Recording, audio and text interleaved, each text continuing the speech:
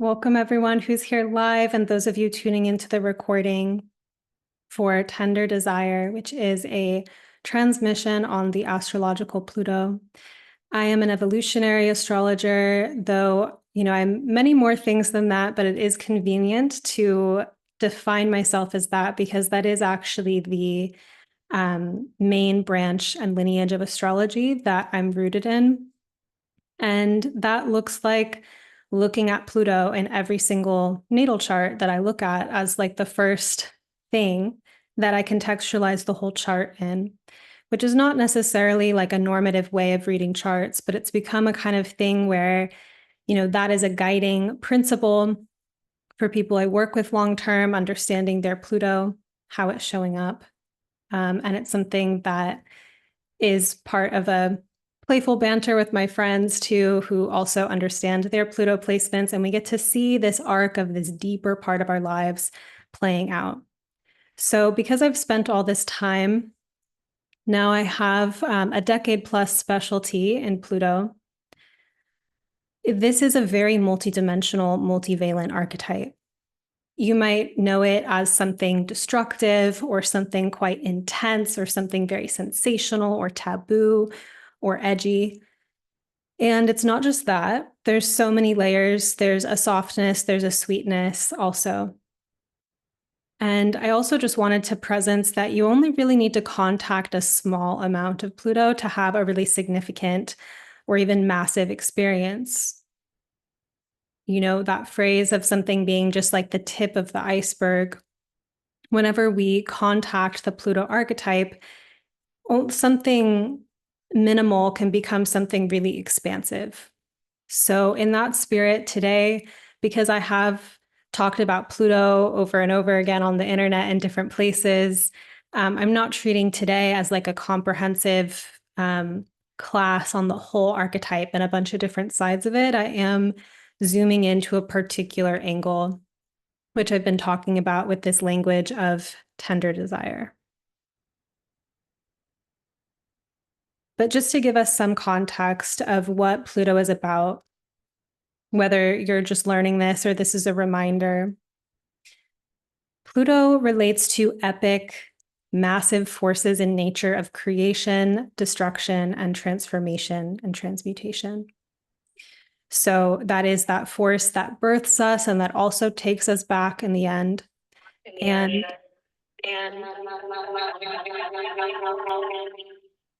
just going to make sure people are muted.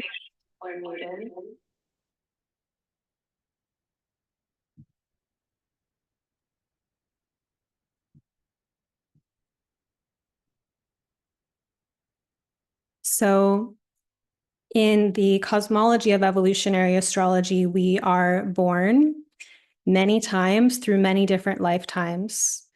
And there is that pulse that even gets us to exist, right? To come into a particular incarnation, to go through the whole gritty, deep, difficult, amazing, beautiful, sensational, intense journey of it, and then decide after that that you weren't finished. You actually have some things you're still attached to, and you're not ready to completely dissolve back into source and stop existing in this kind of way that we exist. So there is some level of attachment, right? Like something that's keeping us here. And yet the force of nature that Pluto is can feel very impersonal. A natural disaster feels very impersonal in some sense. It's like these big, big forces.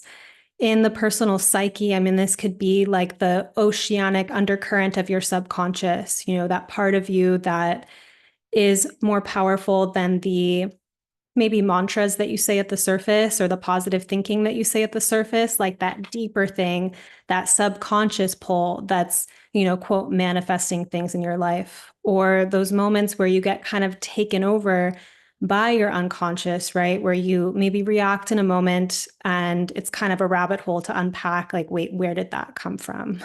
That was just the tip of the iceberg, the way I showed up, but there was something epic, big, deep underneath that. So, as I was saying, it is connected to the soul in evolutionary astrology, the soul's desire nature that propels it to even exist and then to have a series of experiences. So, in the same way that you chose to jump in this current, jump in this particular body, like saw your parents or the situation that you would have, been born into, was like, this is the wave, this is the one for me. And you jumped into this incarnation. And similarly, you keep saying yes, however consciously, to a series of unfolding experiences. They're not all fun, they're not all easy for the personality, but there's a pull and a draw and a magnetism. Pluto also has a lot to do with power, right? So if you think about your connection with power, your connection with your deeper essence, and how empowered you feel to direct your life force, right? If your life force feels really twisted up and entangled in like addictions or compulsions, and you can't quite figure out how to free yourself from that, that's also a deep kind of power struggle part of Pluto. It's learning about these disempowerment to empowerment arcs. And Pluto has taught me a lot about addiction and the way that addiction is not always classical. It's not always what we think of as addiction. Sometimes it's patterns, it's sensations and emotions that we're addicted to. And so you find yourself doing things where you don't feel fully free exactly, but you almost feel more compelled. And Pluto is also about that journey of freeing that life force energy so that it can be worked with intentionally, or that it can even play out its actual higher purpose, right? Like how would you participate in this life if you weren't kind of hijacked at different times by these complexes, which are very human, and part of the journey to work through. And Pluto's also the subterranean realm, the underworld, the deep unconscious, the collective deep unconscious, anything below the surface. And the way that that below the surface realm influences the surface world, right? It can't help it. It's the roots. And it's influencing it kind of subtly, kind of subliminally. It's there. You can feel it. It's the mood in the room, the atmosphere in the room, even if people aren't saying the words. And then the times where it then erupts into the surface world. And how that happens, a volcano is a good image of that, where there's this magma and lava underneath the surface, and sometimes it erupts. A lot of working with Pluto is, sometimes these eruptions are just a force of nature. Other times it's an avoidance and a neglect. It's like, that's inconvenient. I don't really want to look at that. That's stressful. Let me ignore it. And it bubbles and bubbles and gets more and more intense. So with Pluto, there's something about really acknowledging what is happening, what is the current, what is the pulse, and how does it want to be tended to? Because it doesn't just have to be so chaotic or so destructive. And then sometimes it just is. So notice how you're feeling as I bring up these themes, right? If it's kind of like exciting and stimulating, or if it's unnerving, just how you feel about this overall kind of bundle of energies and archetypes that we have here. If you have any comments or anything you want to say about it, feel free to put it in the chat and I'll check in a moment.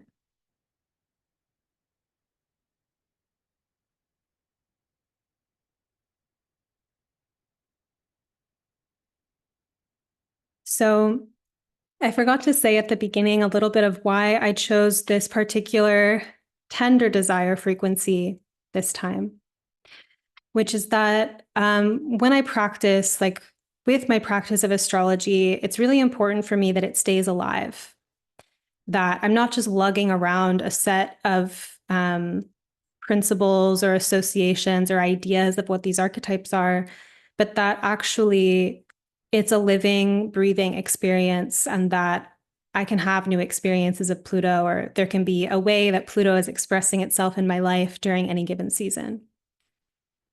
And I have a lot of Pluto aspects in my natal chart. I've had a really beautiful and at times super intense life experience. And when I was sitting with where am I at with Pluto right now, I didn't feel like a ton of angst. I don't feel like I'm clawing my way out of a disempowering situation. Um, I am feeling quite deeply and I feel like rooted in my life at the moment. But where I am is that I live in Greece right now. And I really wanted it. I have been to Greece the last few summers, and um, every summer that I left, I felt homesick. And I never necessarily thought I was going to live there. I thought I was going to live in New York City. And I was in New York looking for apartments specifically when I was jet lagged, 7 a.m., sitting outside of a grocery store and had this idea, maybe I should just move to Greece. And this bolt of electricity moved through my whole body in this way that it was finished. It was done. It was happening. And it took a year to make it happen. It was one of the more difficult things I've done. And along the way of being in the mystery of, am I going to get the visa? Is it going to work out? Like, what are the rules? Getting all neurotic about it. I realized that I was having patterns around Greece like I would around like a lover or something, getting all anxious. Is he going to text me? Is it going to work out? And I was like, I'm kind of in love with the land, right? So I get here and my daily experience, while there's things that maybe I wish would be different about my life at the moment, I'm like biting into the fruit. I'm in the sea. I'm breathing in the air that I'm so profoundly in love with and that I had desired. So I'm like contacting something that has this really deep charge to me. And I think it's tender, actually, to be in reception of something that you wanted, something that for me, I don't know how long the government will let me stay here. There's a lot of mystery inside of my life. So that's just kind of a personal window of what I've been experiencing. So when I was thinking about teaching Pluto, I really was inspired to think about Demeter and these kind of idyllic seasons of our lives where we are in contact with something that we think is desirable and how we really take in and receive that kind of harvest versus what kinds of complexes or difficulties we could form around that.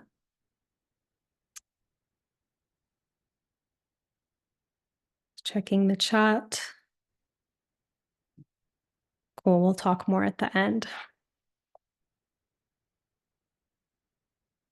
So to speak about Pluto, I want to share two guiding concepts that are Plutonic in nature to explore today. That will be important for what we're doing here with Tender Desire. And that is peak experience and desire. So to start out with peak experience, the soul is really attracted and attached to peak experiences, right? Like even just from the moment of being born, that's a peak experience. It's a massive high sensation, um, once in this lifetime type of experience, right? And then throughout our lives, we have these really dramatic moments. And peak experiences are not necessarily just the positive kind, like the ones that, going to Burning Man or like going to a festival or falling in love or what have you, going skydiving, etc. Like it can also be negative, um, right? Like these traumatic experiences or difficult and highly sensational dramas that erupt in your life.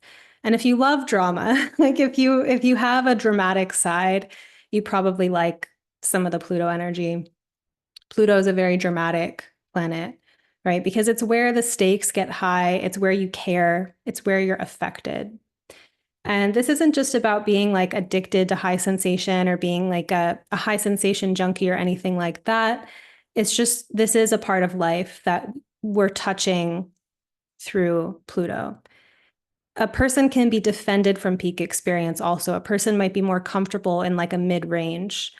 But the soul, I think the Pluto part of us tends to kind of get hooked on these more intense experiences.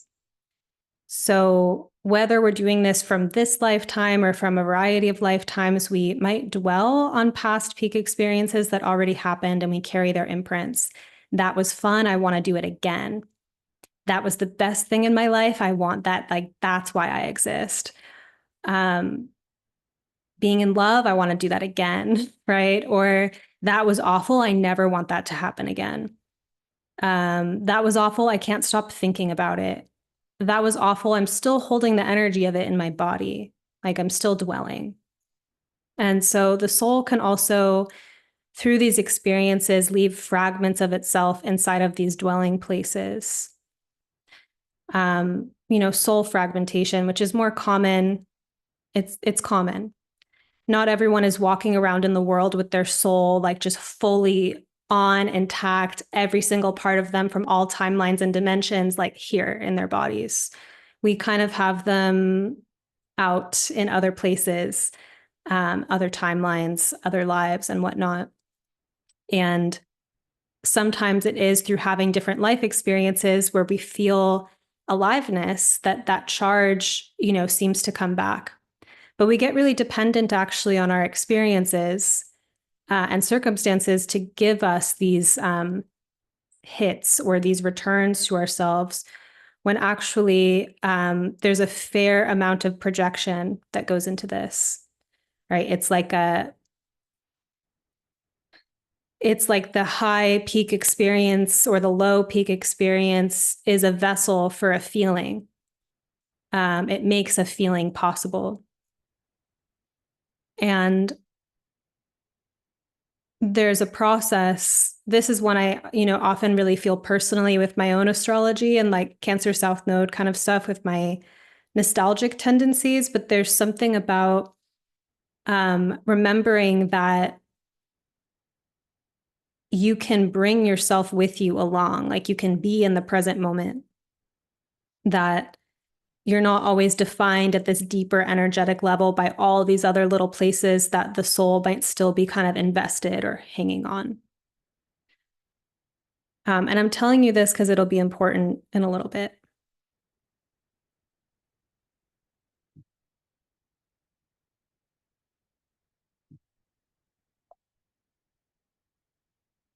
The other principle that I wanted to introduce related to Pluto is desire.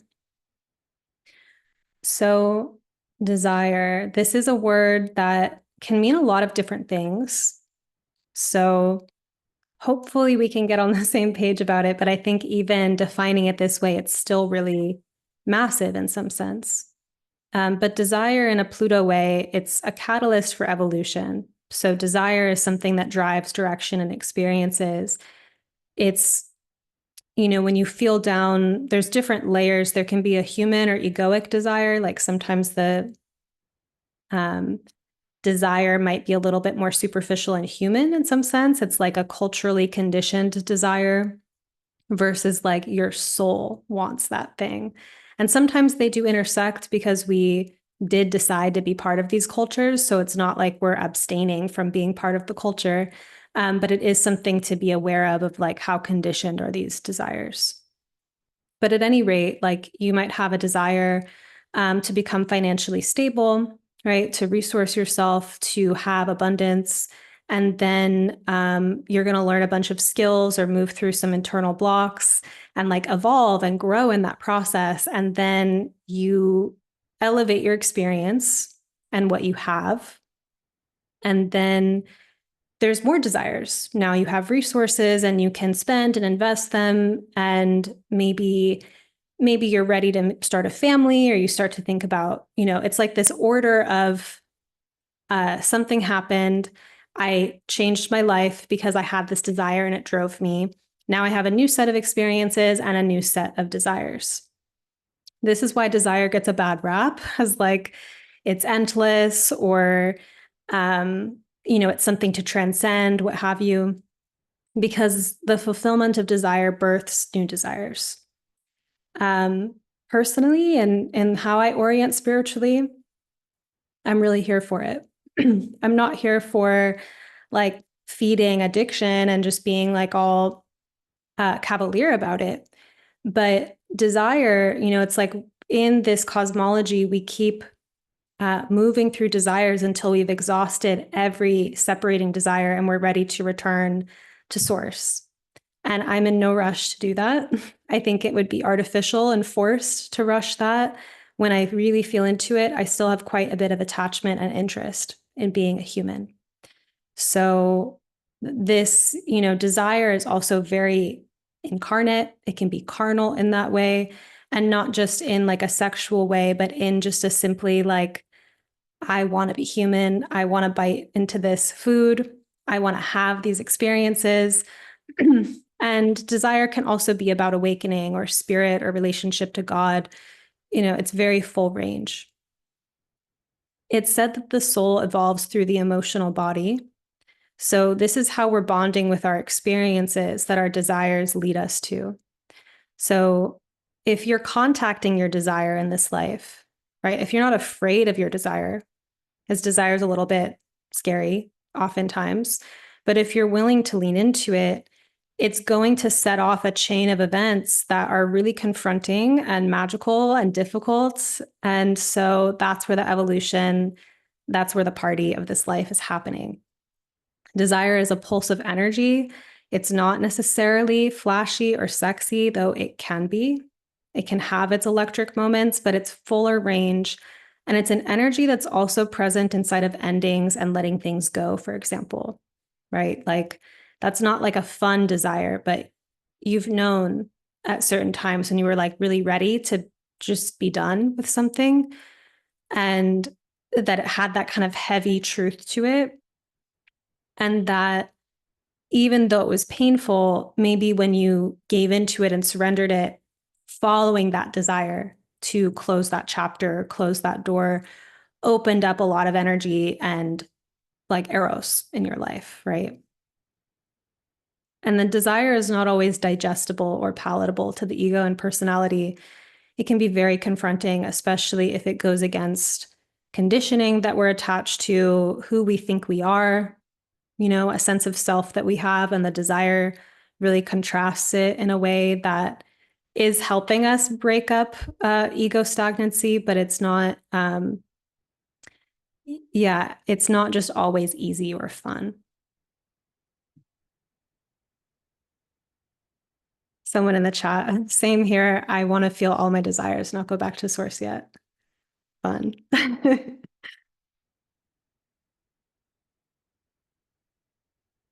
So, a little bit more about tender desire. I wanted to offer a little visualization space, like just kind of a drop in to feel into it for yourself.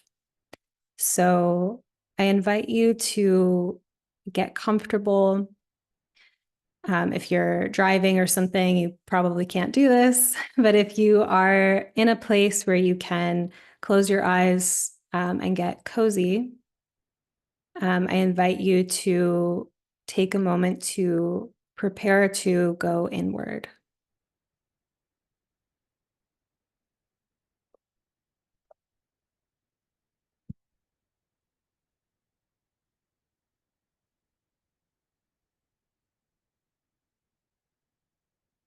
I invite you to close your eyes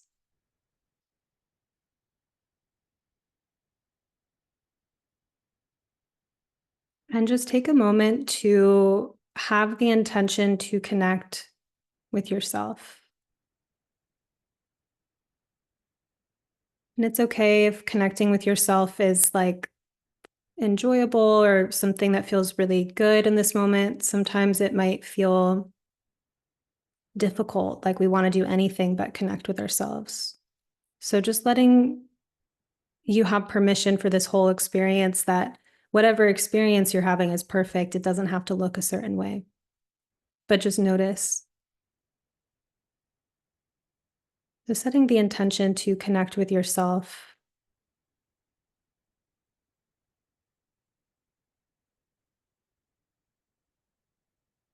Begin to root into your space here by taking a few intentional, deeper breaths.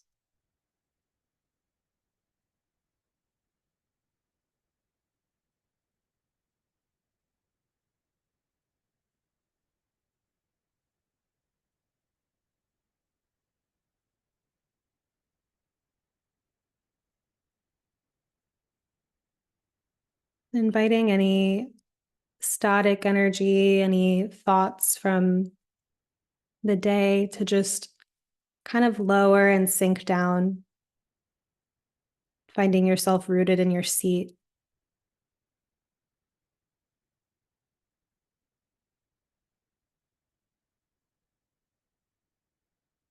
Maybe you can anchor into your back body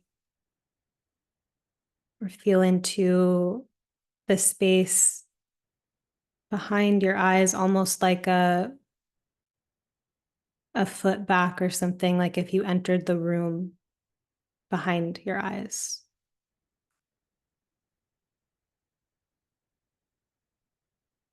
and followed it down through your heart,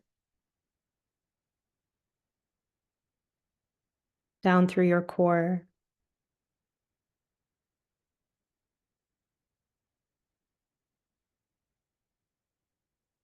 and feeling your root.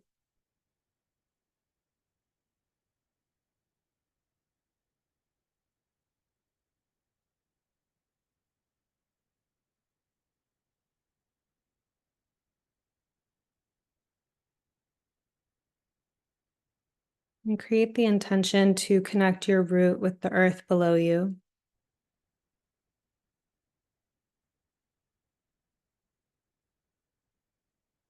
so that you're supported by a larger field.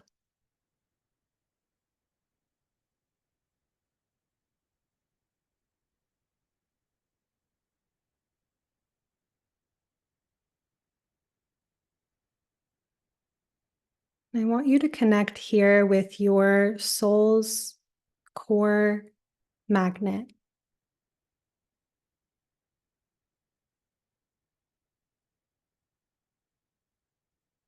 and letting yourself, at whatever range is true and appropriate in this moment, to call back to your core magnetic center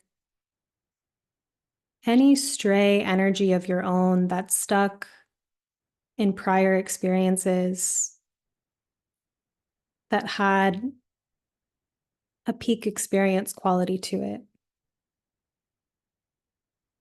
You might recall some of those things specifically, and you also don't exactly have to. You can just focus on the intention of allowing whatever parts of you that are still highly invested in those other moments to come back home to your core center.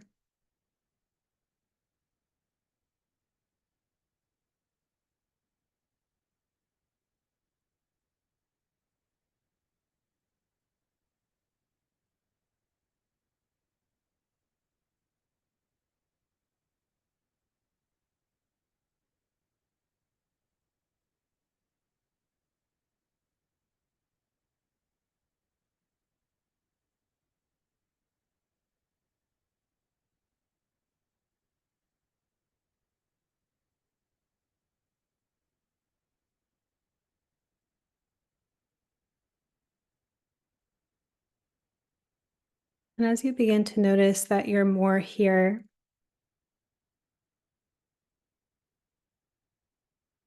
let yourself see this current moment in your life, this season that you're currently inside of.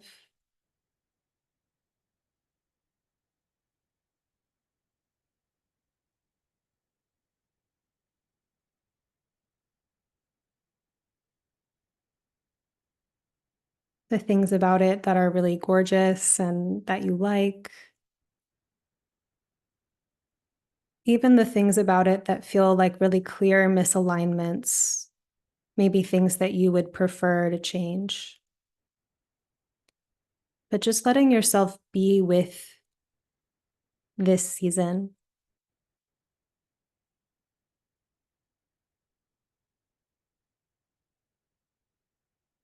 Try on the lens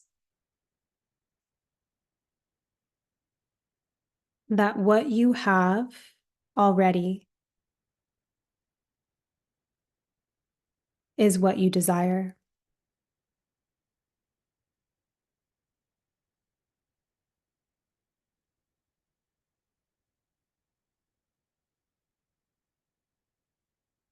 How does this current moment reflect itself back to you this season of your life?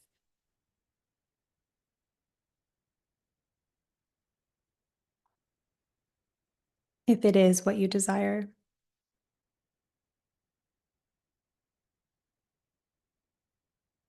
Desire not meaning that everything's perfect according to preferences, but desire being that this is the place where your life and your evolution is happening.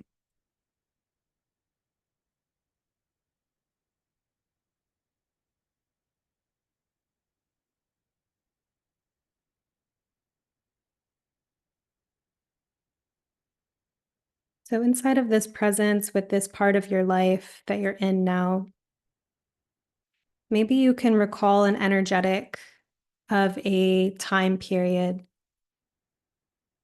a season in your life, or a vacation, even where almost the whole time you really wished you were somewhere else. Like you couldn't stand it. And then just as you became acclimated or comfortable, the vacation was over or the season shifted. Maybe it's easy to look at it like, oh, life took it away as soon as I got comfortable. But what if it was actually your acceptance and your landing into the moment that made it move and change?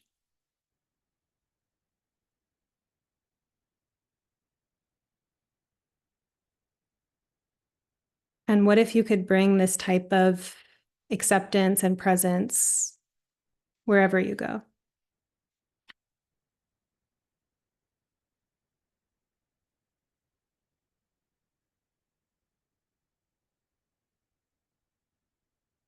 Just taking a few more moments to feel your connection to this moment in time with a heightened sense of being here in it.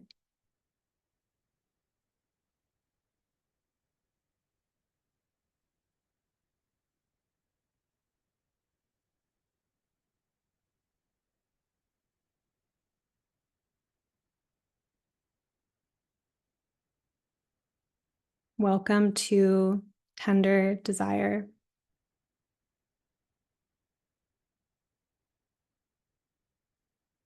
This is where we are.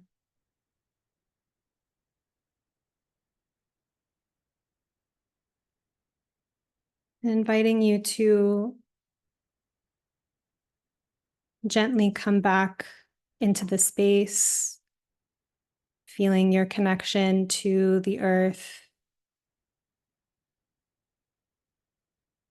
Not have to end just because this vision did, but you might feel yourself come back into more of a normal space within yourself.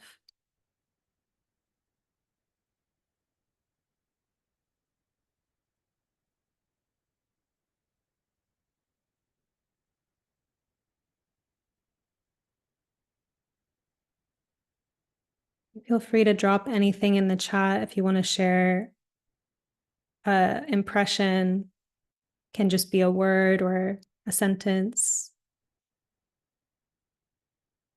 about what you felt.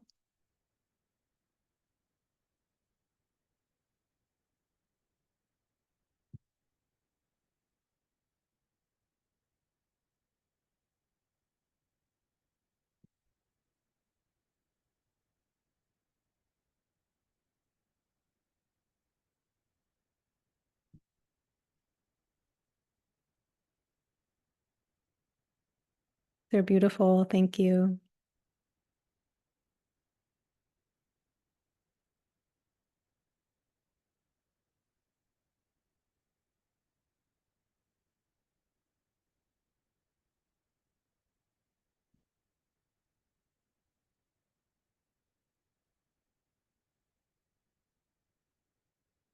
There's peace and acceptance and grief. Someone's fireworks, gratitude for what is. Desire is not the outcome, it's the pursuit and the journey. Deep layers, subtle, tender aliveness.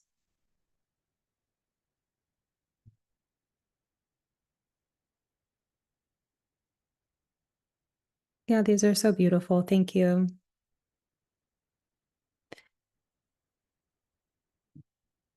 I wanted to share this side of Pluto because it's not just drama. Sometimes that can be the top layer, like the splashing of the ocean, right? And there's like a deeper current underneath it that moves in a subtler way. And part of the magic of astrology, we're looking at outer cosmos. And we have an inner cosmos too. We have a whole mysterious inner world. And forging a connection to that inner space is really valuable. And I think astrology in our practice can help us do that, to kind of keep building and deepening that bridge between the inner and outer cosmos.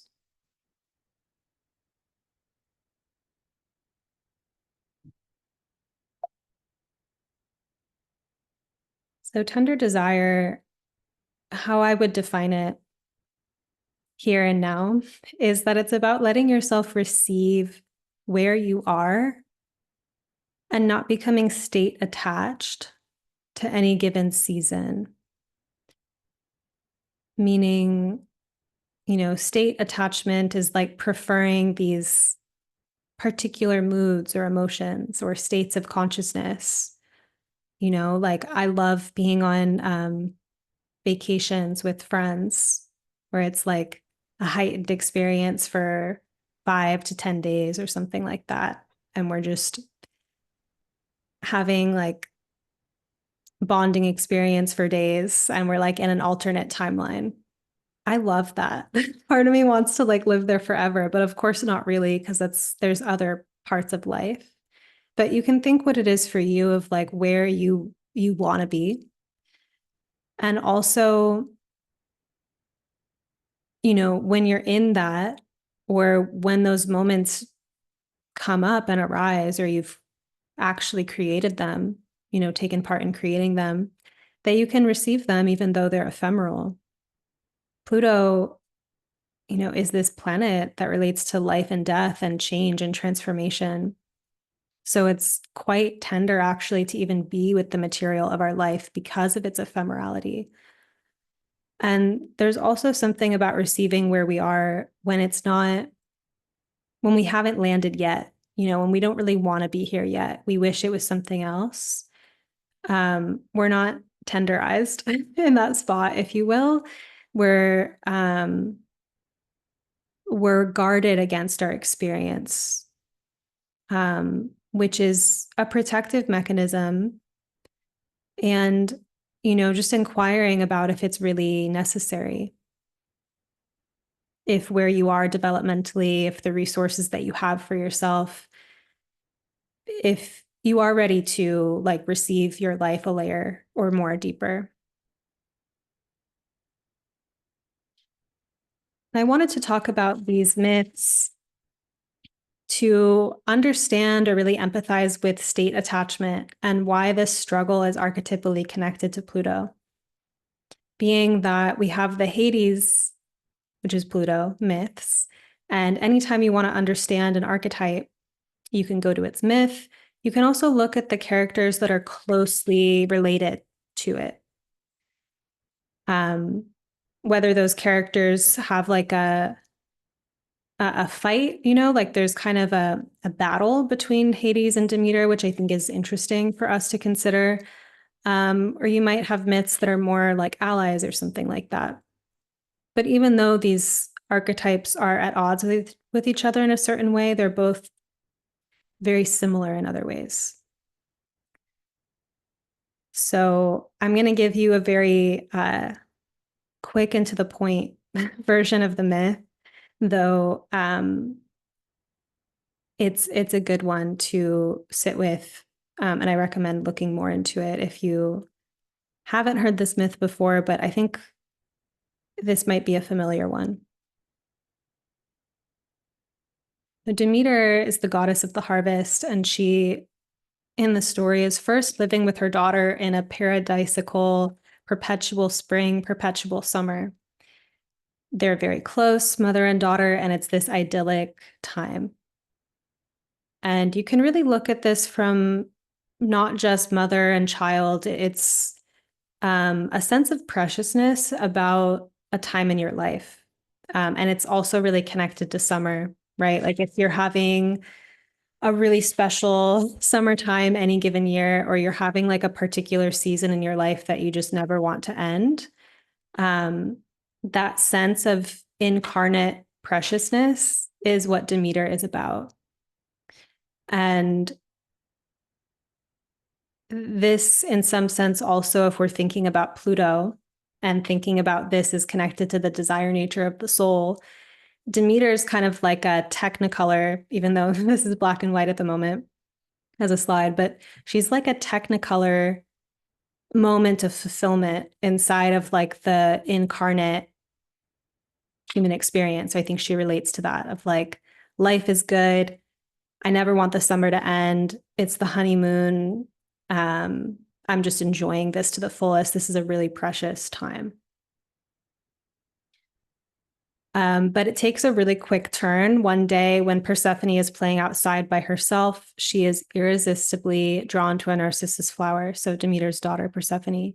She goes down to smell the flower when hell opens up and Hades takes her into the underworld. Of course, inside of this myth, you might recognize that generalized feeling that people might have when things are going good. They're afraid of sudden change or the other shoe dropping or something like that. It's like implicit in the whole gestalt, the whole theme of being inside of like a really good moment is the fear that something could change. Which is why when we think about Pluto as an archetype of change, it brings up a lot of unease or anxiety. So there's different interpretations, as to whether Persephone was taken or if she had will in this descent, on some deeper soul level. Regardless, she becomes queen, and in many versions of the myth, she deepens significantly in her new location and queendom. Like she's having this whole magical, deep initiatory experience. She's having a good time, in other words, but her mother definitely isn't. And it's not like her mom knows what's going on. She's left worried.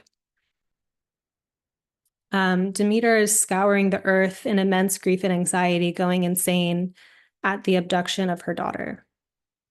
And she's not really making any headway in appealing to the gods for the return of Persephone until she withholds the harvest.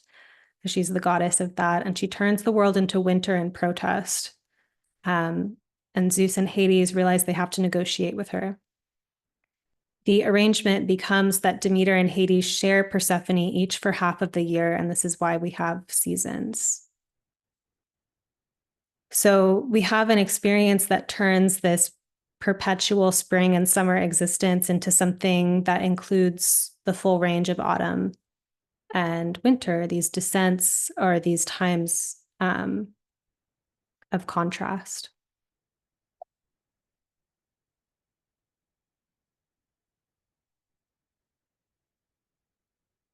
So if you remember when we were exploring peak experiences, maybe if you connect with your own relationship with state attachment, wanting certain things to last forever, or if you like to go with the change of the seasons.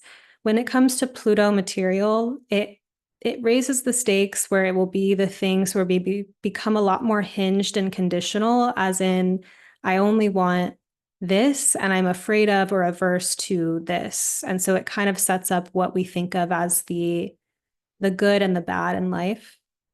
if we think about it from Demeter's perspective, why would we want an idyllic season of life, the harvest, to change Pluto?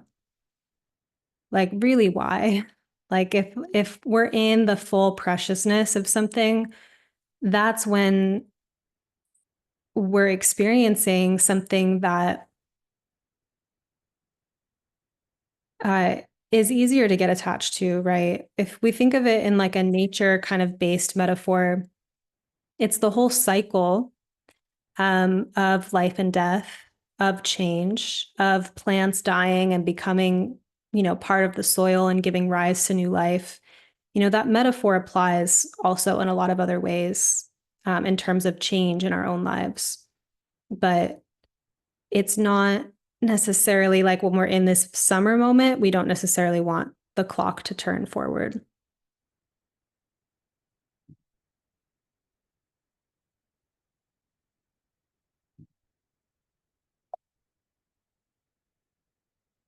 I think about this song a lot from Ravina in relationship to Demeter, this kind of archetype. And it's called Endless Summer, which is obviously very Demeter in nature. But she's saying, wait for a minute now, thought you were my wildest dreams. Now we cry in window seats like spring in New York then. People dancing in the street, don't they know death is in a few weeks? But they didn't care. Let the light in, let it hit your hair. Why do seasons have to change? Why does love grow, then burn to flames? Why do people leave and die? Endless summer now, one more time. Endless summer, please, one more time. Me saying these words does not even compare to the song. So I recommend this song and I love her music in general, but I feel like she really captures that feeling tone of that longing to not have to share with Pluto. The paradox also being that Pluto is what makes these things richer in the first place, also. So the flavor of our high seasons and low seasons are typically interconnected, right? Hinging on what has been called in process psychology the high dream and the low dream. For me, for example, I've had a few different moments in life where life started to really constellate like my wildest dreams coming true. And then I saw it kind of crash in like a equally or heightened devastating way, which is the high dream and the low dream. And both are almost like an intoxicant because inside of them, it's like life isn't about just securing the high dream. There's a lot of complexes, emotionally and psychological things that go into the high dream, but there is something magical about us inside of it. There is something about our soul that we touch inside of those peak experiences. But we'll be kind of on this seesaw. We'll get kind of grippy or get our psychological complexes and patterns come up when we're afraid that this beautiful, idyllic Demeter summertime, something's threatening it. And that will constitute some of our behaviors where we try to prevent or defend or guard against all of this. So, assuming we touch the material that's the most fulfilling to us, that most springtime, that most summer, which you can also live in a more middle range and not try to touch this material or be a little bit more numb to it because of the fear, right? If you really open into being in love or you really open into the family life and the vulnerability of that, like whatever it is, it's like it's so very deep emotional waters. It's when we contact this material that we also risk seeing its opposite, the seasons of change, decay, or loss, which are natural in our condition as creatures that live and die, who live in a material world where things begin and end, and that we're just here forming a temporary bond to this life, which is having a transformative power for us at a soul level into our future incarnations, right? And same thing in a fractal way in this life, you're friendships that come and go, your seasons of your life that come and go, the experiences that you have. You don't necessarily take the material form of them with you, but the way that they change you, the way that you evolve inside of them, you carry that forward. And something about that is just a little bit excruciating to be with. We have these ways that we really defend against this part of life. Again, why I'm calling it tender desire, because being with this material is really tender, for lack of another word. So at a simply human and a maybe defensive level, we can use a lot of energy to defend against this vulnerable element of our condition, and also view the low seasons as bad and to be avoided, and the high seasons as good and to be coveted. And we'll go to great lengths to obtain the highs or ideal circumstances and to defend against feeling the lows.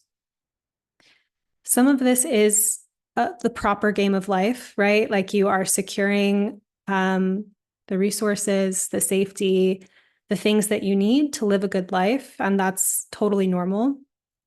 And there's a level of psychological complex that takes it extra layers further, or defends against feeling the grief or feeling the unprocessed pain, because we just don't want to feel it. We don't want to go there. In evolutionary astrology, Pluto correlates with our desire nature as a soul, which goes along with a lot of talents or affinities that we've developed, right? Like if you've been studying a particular curriculum, you've gained some skills, but it's also our core defenses or complexes that we've built around protecting ourselves from the cyclical season of our desire, the sheer vulnerability of having the harvest and the vulnerability of losing it. And again, just contending with the condition of being here, of being these souls that are here to really bond with something so temporary and so ephemeral. And if you follow the whisper or the potent draw of your soul's desire, like Persephone was so drawn to that narcissus flower, you're not guaranteed a safe and gentle story. Desire is really confronting, and it's actually life-changing. It's actually evolutionary. You can become a different person in a lot of ways inside of these desire arcs. And the path of our soul's current has high and low seasons inherently. Even the path to a good thing involves facing painful internal emotional blocks or initiations, right? I think that, that's part of why we're also afraid of those highs or afraid of our desires, is that we know that they're actually going to confront us with some pretty big material.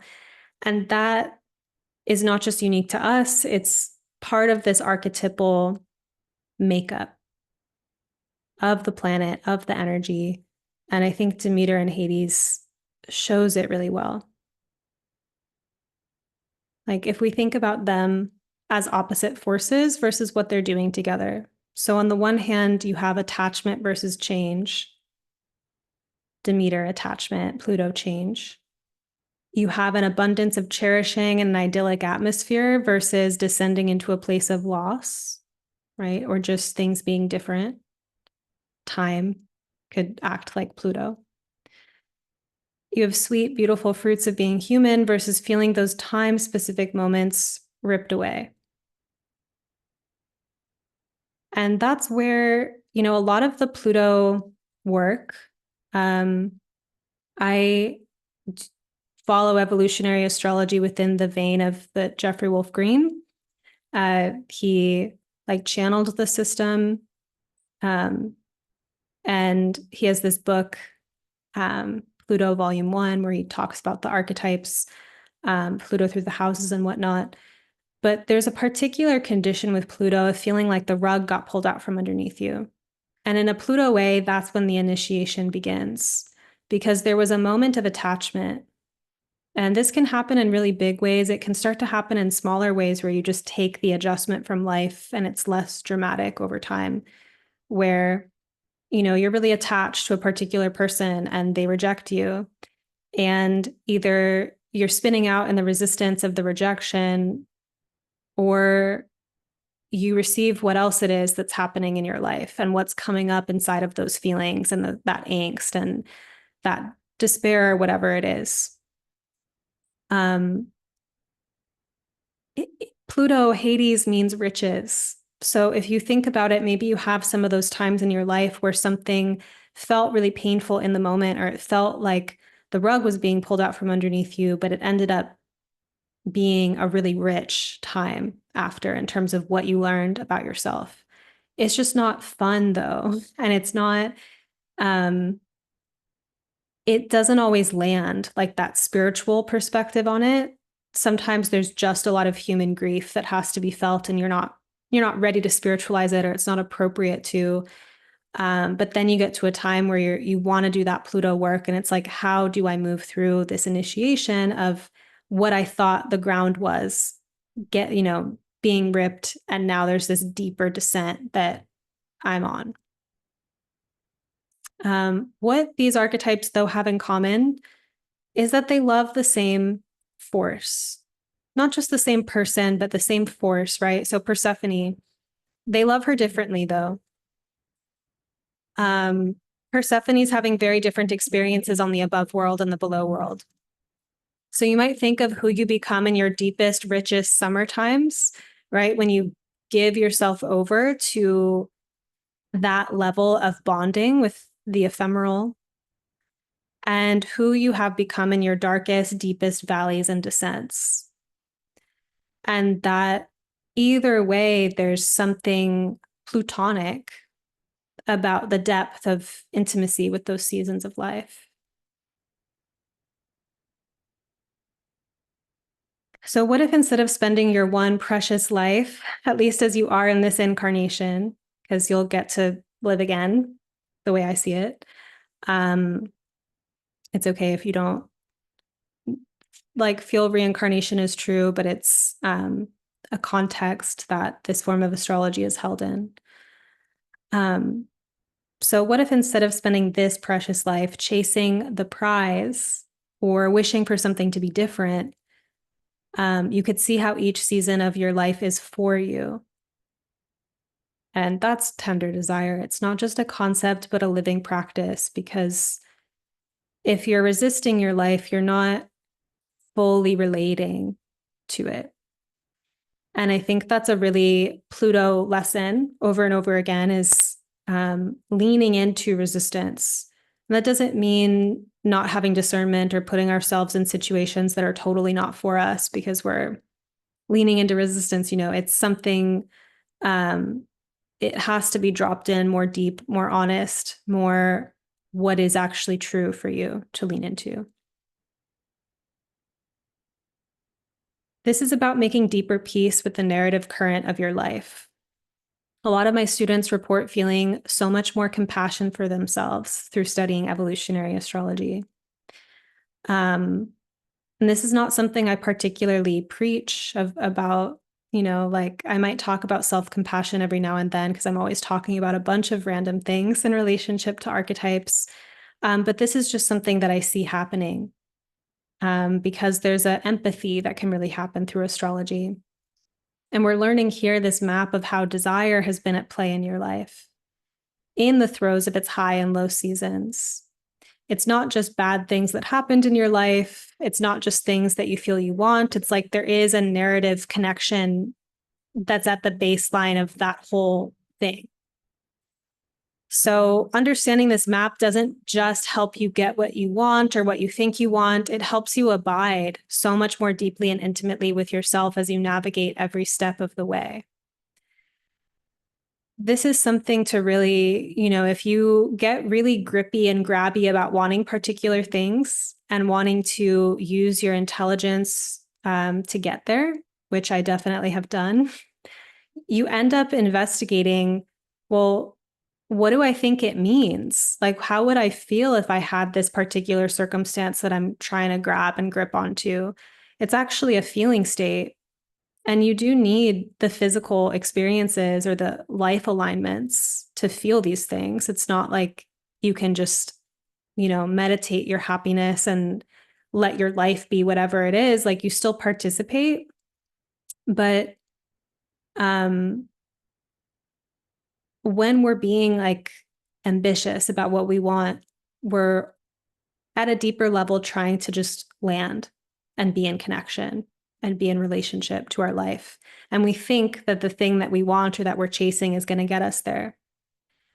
Um, so it's like that paradox of like you're on the hero's journey, but part of the hero's journey is discovering that you were what you wanted the whole time, that you go on the whole journey just to remember to contact something. It's a little bit like that. Pluto, desire, and raw materials. So these desires that are at the core of your life express not just through idyllic Demeter-like harvests, like that's the top above world, but also the raw, dense, dark material in the soil and the underworld. And at a human level, it's really normal to be victimized or deeply troubled by these raw materials.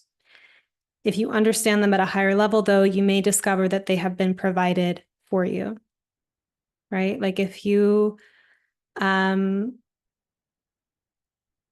a particular desire nature that has to do with personal power, you'll experience disempowerment as your gym to strengthen that thing.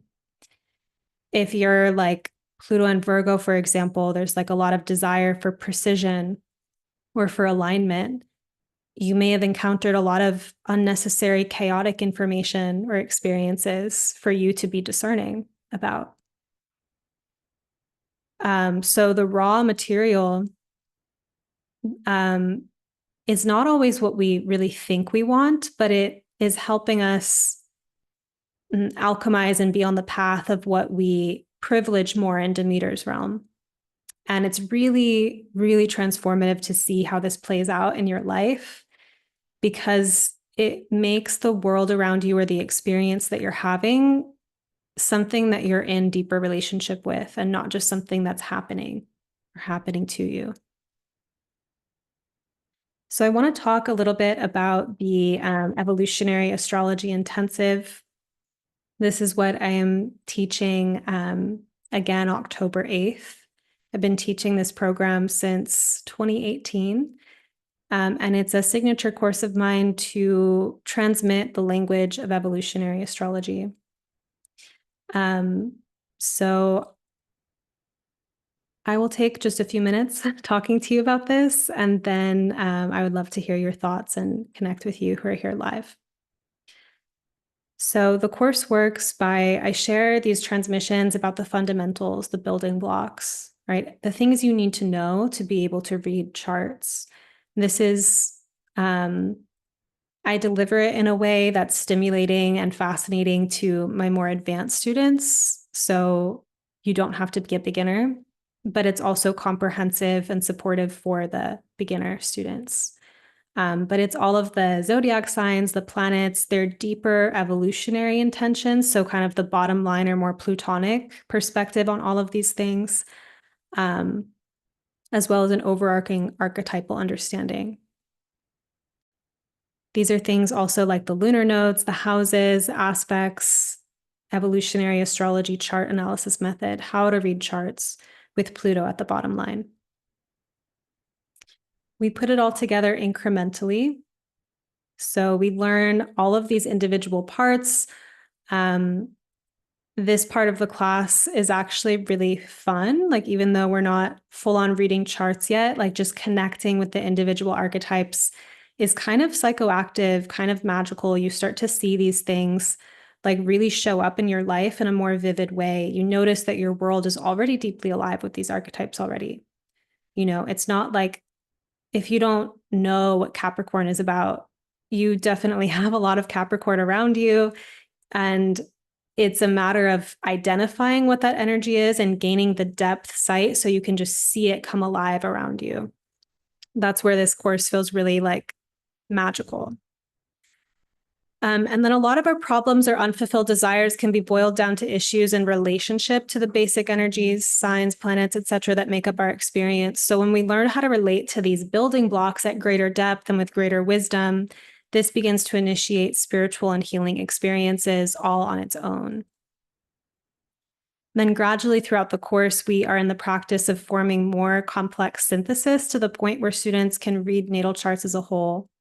And I've been really delighted to see students in this program just like be on fire when it comes to delineating charts and just really having their unique voice intact when it comes to this. The course has a mentorship component to it. These building block teachings are pre-recorded videos. We meet live weekly as a group to discuss and practice the concepts. There's also a forum for questions and discussion between classes, and every student has a lot of opportunities throughout this course, whether in the live calls or in the forum, to be personally reflected. It's actually a pretty intimate group experience, and because of the nature of Pluto-based astrology and the kind of personalness of it, I really love to get to know my students and help you see yourself through the mirror of your chart by reflecting you in our conversations. And it's an all levels course.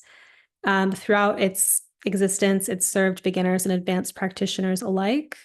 It's set up to like really like fast track the beginners, but also it's mythopoetic and insight inducing enough to keep the attention of the advanced students.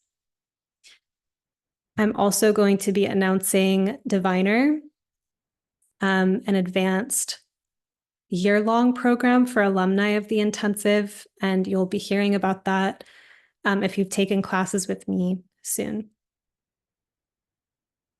So I'm going to stop here, say thank you. Thanks for this in the chat.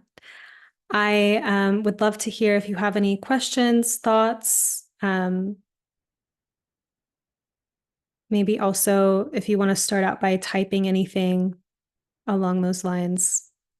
On Pluto, on Tender Desire, anything that I shared today. Or just if you want to share any check-ins, feedback about what landed for you.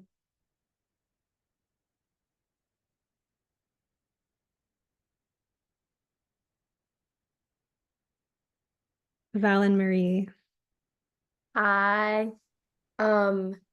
Yeah, there's something really comforting and like affirming about seeing this like perspective of life and desires, both like unfulfilled and fulfilled, as like something working for you and something to relate to directly. Um and I now I'm thinking a lot about my relationship to like fantasizing and different forms of escapism, and how sometimes that's fun and creative, and sometimes that is like a disengagement from my life and from like accepting the reality of life, especially like I feel like in a lot of popular spirituality there's so much on like how do you control your life, how do you like manifest exactly what you want, how do you like make sure you get every single one of your material desires. And so to see it as like there's something deeper at play to be in relationship with. I don't know, I'm like really moved by that. I'm reframing. Yes, that's so well said. Thank you. Exactly, it's like an intimacy thing as opposed to the control project. Because the control project of life is trying to make it something so that you can relate to it, as opposed to like dropping in and being with and seeing where that takes us. Oh, by the way, I just want to say that I haven't stopped the recording. I am going to share this as a replay. Um, if I need to edit you out, I can. I have to learn. Okay, great, because I don't know how to video edit, so I never do. But I'm just going to say that for anyone that wants to share from this point forward, it will be on YouTube. I can also stop the recording at some point. Um, there's a lot of good stuff here in the chat. Let's see. For anyone watching this on YouTube, watching the replay, of course, leave a comment. Let us know your thoughts. Amanda says, thank you so much, Sabrina. I'd love you to talk a little bit more about raw materials and more examples of how they might show up in life. Yeah, so one way, I also did a Pluto masterclass called Symbols of Power that was really heightened in focus about that, where the concept was looking at like difficult, provocative life experiences or like difficult symptoms in life as a part of your power reaching you from the outside. So, raw materials, um, can often look like things that you don't prefer. Like they're not, they're things that are happening in your life that seem inconvenient or difficult or like personally affronting. And then the question of, you can be discerning, right? You might actually have certain things in your life that aren't for you to alchemize. Or you can see where you have space, like where it is true for you to alchemize something that is like a reoccurring pattern in your life. Or yeah, it keeps kind of showing up in your field. And it's like looking at that phenomenon from a deeper lens of like, is this for me in some way? Like, what are you going to do with it? How will you digest it? What is it pointing you to awaken up inside of? Um, how you interact with that material, there's so many different ways. Like that's a form of creativity in of itself, but it's looking at it from more of like a soul relationship. I know you asked about examples. I'm trying to think of something that would be good for that.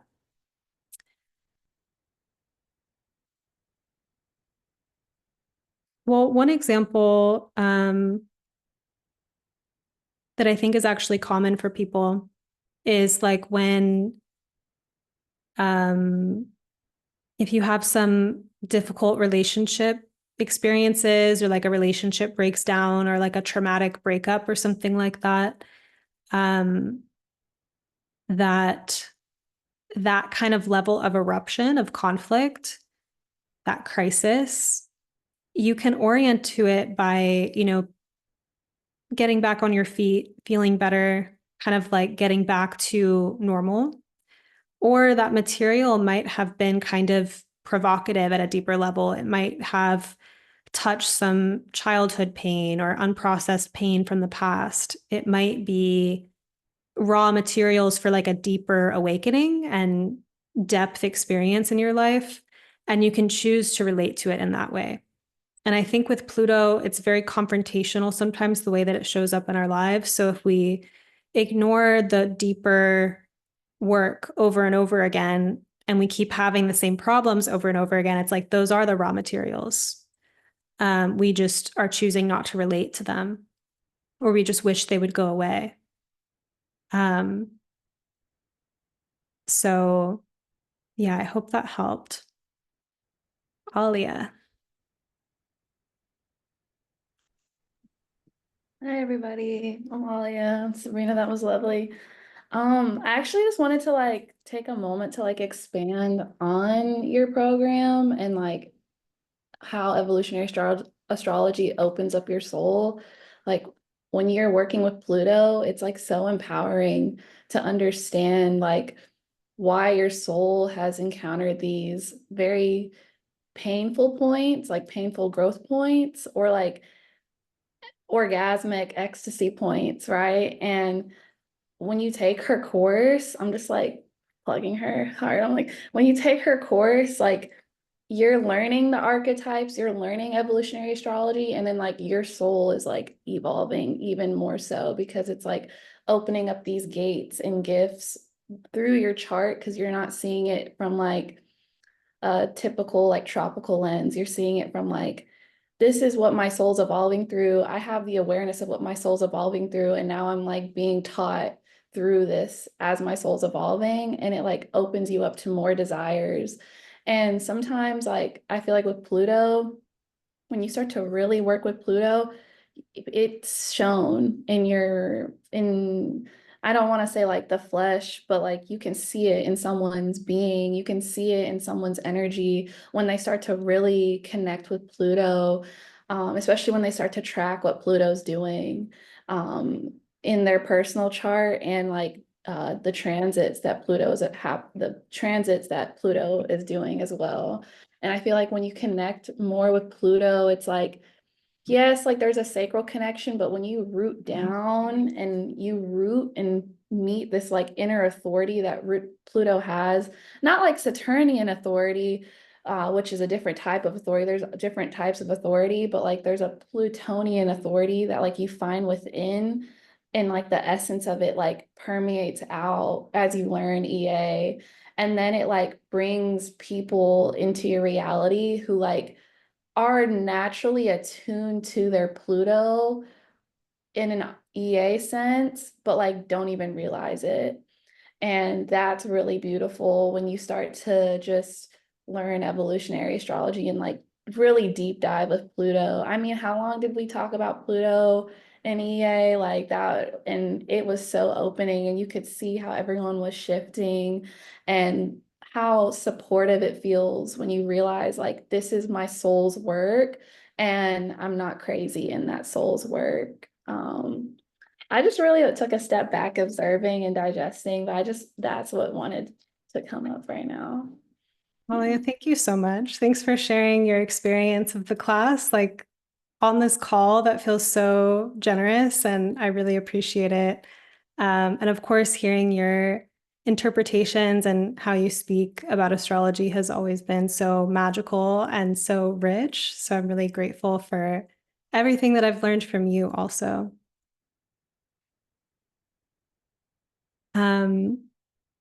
I will close us out here in a moment. I'm just going to check out what is happening in the comments. Yeah, Erin is saying Pluto is so major to personal charts. I'm wondering why it's often written off as a generational marker.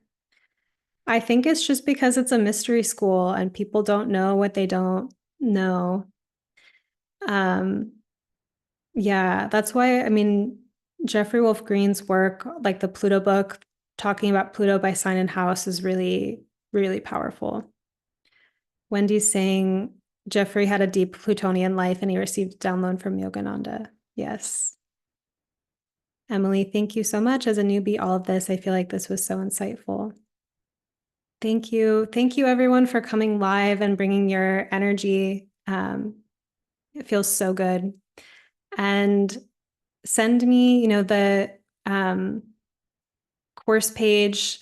I will link it in the replay email. You probably see it all over any emails I send you. It's on my social media, all of that, to the course page so you can read more about it and apply. I do have tuition assistance also, so you can apply for that through the same link. We're beginning October 8th.